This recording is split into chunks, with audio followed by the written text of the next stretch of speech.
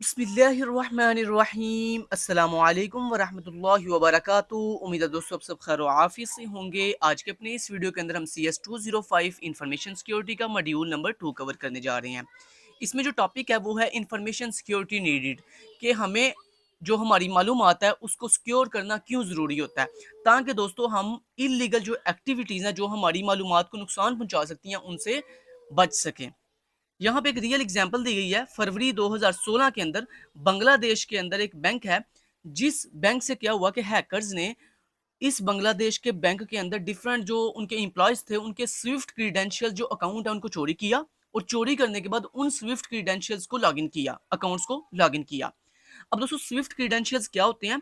ये basically banking के निज़ाम के अंदर एक ऐसा पैगाम रिसानी निज़ाम होता है जिसमें एक बैंक जो है वो दूसरे बैंक को दरख्वास्त सेंड करता है या पैगाम भेजता है कि इतनी अमाउंट इस अकाउंट से इस अकाउंट के अंदर जो है ट्रांसफर कर दो। ठीक है, तो इसे कहते हैं स्विफ्ट क्रीडेंशियल्स, और ये सिर्फ बैंक के एम्प्लॉयज के पास एक्सेस होती है इसकी। ठीक है, अच्छा हुआ अब ये कि जो हैकर्स थे उन्होंने बेसिकली डिफरेंट स्विफ्ट क्रीडेंशियल्स को लॉगिन किया, और डिफरेंट तरह की थ्री जो रिक्वेस्ट है ना, मोर देन थ्री रिक्वेस्ट जो है वो फॉरवर्ड की किसको, जो federal reserve bank of New York है ना उसको बेसिकली वो रिक्वेस्ट भेज दी।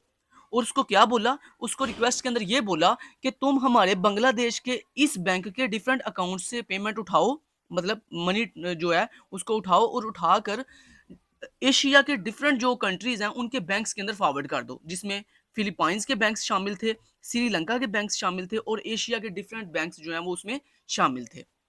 अब जैसे ये रिक्वेस्ट जाती है न्यूयॉर्क के फेडरल रिजर्व बैंक के पास, तो वो क्या करते हैं, वो जैसे जैसे उनके पास रिक्वेस्ट जाती है वो उस रिक्वेस्ट को अप्रूव करते हैं, और अप्रूव करने के बाद जो है क्या कर देते हैं, उतनी अमाउंट जो है वो बांग्लादेश के बैंक से उठाकर डिफरेंट जिस जिस बैंक की रिक्वेस्ट दी गई थी उस बैंक में ट्रांसफर कर देते हैं। अब दोस्तों जितनी जितनी रिक्वेस्ट टोटल जो है फेडरल रिजर्व बैंक के पास गई थी, अगर वो तमाम की तमाम रिक्वेस्ट पे अमल दरामद हो जाता, तो तकरीबन 1 बिलियन यूएसडी डॉलर्स का नुकसान होता बांग्लादेश बैंक को। लेकिन चूंकि जितनी दरखास्तें जो है वो federal reserve bank of New York को भेजी गई थी उसमें से कुछ पे अमल हो गया था, कुछ पे अभी पेंडिंग पे था। लिहाजा जिसकी वजह से क्या हुआ कि जिन दरखास्तों पर अमल हुआ था उसकी वजह से 81 मिलियन स्टोलन यानी चोरी हो गए थे। 81 मिलियन यूएसडी जो डॉलर्स हैं वो जो है वो क्या हो गए, चोरी हो गए, मतलब वो जो है उनका नुकसान हो गया। तो ये आपने इसमें बेसिकली इस टॉपिक में जो चीज़ याद करने वाली है वो ये है कि ये जो फ्रॉड है वो फरवरी 2016 में हुआ था, और इसमें स्विफ्ट क्रीडेंशियल्स का इस्तेमाल किया गया था। और इसके साथ क्या हुआ कि अगर तमाम दरखास्तों पर अमल होता तो 1 बिलियन यूएसडी डॉलर का नुकसान होता, और चूंकि तमाम दरखास्तों पर अमल अभी नहीं हुआ था इसलिए सिर्फ और सिर्फ 81 मिलियन यूएसडी का नुकसान हुआ। ओके जी। और इसके बाद इसमें फिलीपाइंस, श्रीलंका और एशिया के डिफरेंट बैंक्स को जो है ये मनी जो है फेक मनी जो है ट्रांसफर की गई थी। नेक्स्ट, अगला दोस्तों जो यहाँ पे हमारे पास इंफॉर्मेशन सिक्योरिटी क्यों ज़रूरी है, इसके लिए ये देखें दूसरी जो एग्जांपल यहाँ पे दी गई है वो है जी रीसेंट साइबर अटैक जो कि एनएचसी के थ्रू हुआ था। और ये कहाँ हुआ था, ये बेसिकली यूके के अंदर एक हॉस्पिटल है जिसके सिस्टम्स को जो है क्या किया गया था, शट डाउन किया गया था। और शट डाउन करने के बाद हैकर ने क्या किया, मई 2017 के अंदर यूके हॉस्पिटल के अंदर जितना रिकॉर्ड था मतलब उनके पेशेंट्स का, उस तमाम के तमाम रिकॉर्ड्स को जो है वो क्या कर दिया, एनक्रिप्ट कर दिया। ठीक है, जिसको देखा ना जा सके। जब उसको एनक्रिप्ट किया, एनक्रिप्ट करने के बाद जितने भी पेशेंट थे उनको कुछ इस तरह का मैसेज फॉरवर्ड किया गया।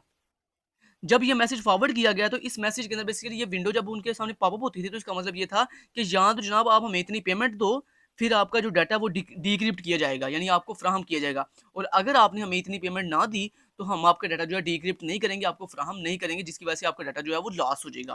तो ये बेसिकली दुनिया के अंदर जो है सबसे बड़ा साइबर अटैक था, जिसके अंदर बहुत ज़्यादा ह्यूज फार्म के अंदर जो है तकरीबन 99 कंट्रीज़ आप देख सकते हो यहाँ पे, 99 कंट्रीज़ इस अटैक की वजह से जो है वो क्या हुए थे, इफ़ेक्ट हुए थे। तो इस टॉपिक के अंदर आपने याद रखना है कि ये जो अटैक है वो कहाँ हुआ था, यूके हॉस्पिटल के आईटी सिस्टम पे हुआ था, और ये मई 2017 के अंदर हुआ था, और इसकी वजह से 99 कंट्रीज़ जो है वो क्या हुए थे, इफ़ेक्ट हुए थे। ओके, नेक्स्ट चलते हैं। इंफॉर्मेशन सिक्योरिटी नीडेड टॉपिक है।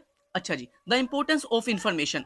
अब इंफॉर्मेशन की जो अहमियत है वो क्या है, तो उसको हम डिफरेंट पॉइंट्स में पढ़ेंगे। देखिए यहाँ पे दोस्तों जो हमारी मालूमात होती है वो इम्पोर्टेंस इसलिए होती है क्योंकि यहाँ पे देखें IT is pervasive is our society and critical to the operations and management of all organization. दोस्तों जो आईटी है, इंफॉर्मेशन टेक्नोलॉजी है, वो बेसिकली हमारी इस वक्त हर ऑर्गेनाइजेशन के अंदर डिफरेंट तरह के ऑपरेशंस और डिफरेंट तरह की मैनेजमेंट की जो टास्क है उनको परफॉर्म करने के लिए आईटी का जो है वो इस्तेमाल किया जा रहा है। और जब आप आईटी का इस्तेमाल करते हो तो उसमें क्या होता है, आपकी डिफरेंट तरह की मालूमात होती है। ठीक है, आगे IT is an enable for business and government, कि आपके डिफरेंट बिजनेस लेवल पर और डिफरेंट गवर्नमेंट लेवल पर जो है वो आपका आईटी यानी इंफॉर्मेशन टेक्नोलॉजी का इस्तेमाल किया जा रहा है। Personal information is vital for individual to function in society, आपकी सोसाइटी के अंदर डिफरेंट तरह की इंडिविजुअल फंक्शनैलिटीज को परफॉर्म करने के लिए आपकी पर्सनल इंफॉर्मेशन को जो है वो भी यूज किया जा रहा है। जैसे आपकी जीमेल का अकाउंट हो गया, आपका फेसबुक का अकाउंट हो गया, इंस्टाग्राम का अकाउंट हो गया, तो ये क्या है, सारी की सारी आपकी पर्सनल, इसमें आपकी पर्सनल इंफॉर्मेशन होती हैं। ये तमाम चीज़ों को अगर हम देखें तो इन तमाम पॉइंट्स को दोस्तों समझने के बाद हमें ये पता चला कि हमारी जो इंफॉर्मेशन है वो होल्ड्स करती है अपनी एक अहमियत, अपनी एक वैल्यू। ठीक है, लिहाजा चूंकि इंफॉर्मेशन की एक बहुत अहमियत है, बहुत ही वैल्यू है, इस वजह से उसको जो है वो सिक्योर करना और उसको प्रोटेक्ट करना अनऑथराइज्ड एंट्री से बहुत ही इंपॉर्टेंट है। नेक्स्ट, यहाँ पर दोस्तों इस स्लाइड के अंदर सिर्फ आपने दो चीज़ें याद रखनी है कि ग्लोबल इकोनॉमिक क्राइम रिपोर्ट 2016 के अकॉर्डिंग जो है जब उन्होंने रिपोर्ट किया कि दुनिया में जितने भी क्राइम्स हो रहे हैं उनमें साइबर क्राइम जो है वो किस नंबर पे, तो दोस्तों उन्होंने जब देखा, रिपोर्ट किया, तो उन्होंने बताया कि जो साइबर क्राइम है बेसिकली इस वक्त जितने भी क्राइम रिपोर्ट हुए हैं उसके अंदर टॉप 3 के अंदर जो है वो साइबर क्राइम का नाम आ रहा है। तो ये इसमें आपने बस इतना याद रखना है कि दो जो ग्लोबल इकोनॉमिक क्राइम रिपोर्ट किया गया था 2016 के अंदर, उसमें जो साइबर क्राइम है वो बेसिकली टॉप 3 के अंदर मोस्ट कॉमनली रिपोर्ट हुआ था। उसके बाद दूसरा जो यहाँ पे आपने पॉइंट याद रखना है वो ये है कि यूरोपल 2013 के अंदर जो रिपोर्ट आई थी उसके अंदर उन्होंने बताया कि साइबर क्राइम की वजह से जो प्रॉफिट लोग गेन कर रहे हैं वो ड्रग ट्रेड से भी कई गुना ज्यादा है। तो यहाँ पर ये दो पॉइंट आपने इस स्लाइड में जो है वो बस याद रखने हैं। तो आज की वीडियो में इतना ही, मिलते हैं नेक्स्ट वीडियो में। Thank you so much, till then guys, take care, अल्लाह हाफिज।